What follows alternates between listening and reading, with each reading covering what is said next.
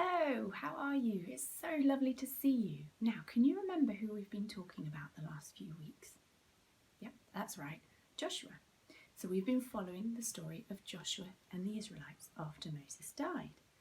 Now, we've come to the point where they've spent 3 days camped by the River Jordan, and we're about to see what happens next. It was spring.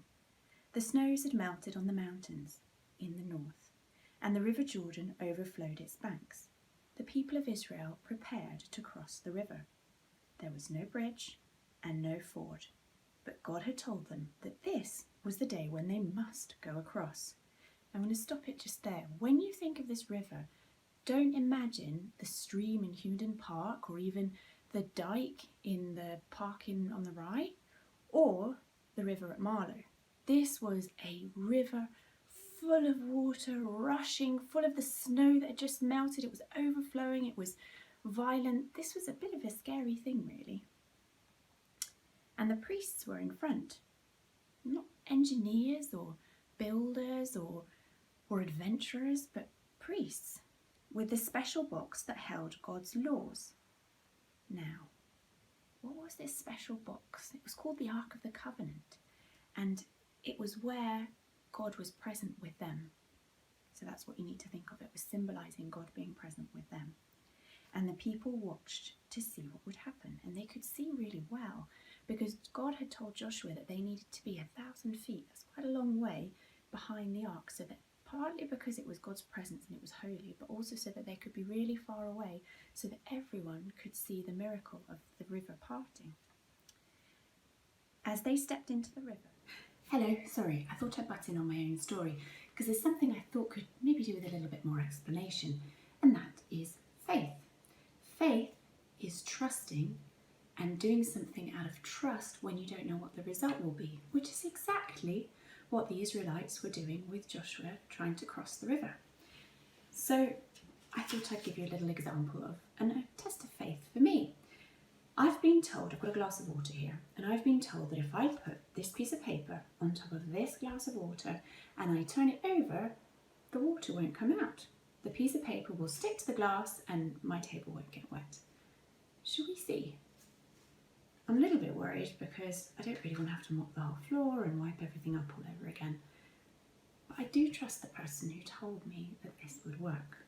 So let's have a look. I think I should do it.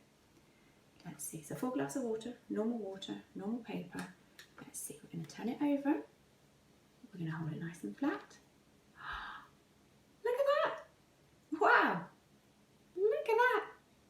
It's not falling down. I'm going to turn it back over again because I'm a little bit nervous of it going everywhere. Isn't that amazing? So in the same way, the only way I could know if this was going to work was by turning the glass completely over. I couldn't turn it halfway or a quarter way just to double check. I had to turn it completely over. And in the same way, God was asking the Israelites to walk completely into the river that was still crazy before it was separated. Right, end of interruption. I'll carry on with the rest of the story now. There was a distant roar, and the water level fell. Upstream, the riverbanks collapsed, damming the whole stream. The water began to pile up. But near Jericho, the Israelites were able to walk across the riverbed. God, who had brought them out of Egypt, had shown his power again to bring them into the promised land. Isn't that amazing?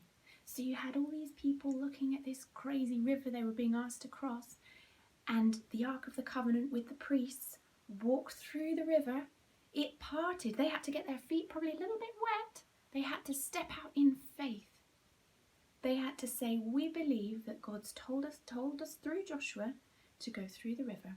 They stepped out in faith and the river parted and they were able to go through.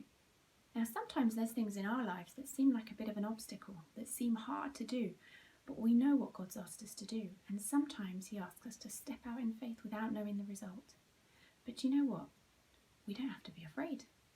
We don't have to worry. We can trust God. We know about him from the Bible, and we can pray and say, Jesus, please help us. Just as you were with the Israelites with your Ark of the Covenant, be present with us.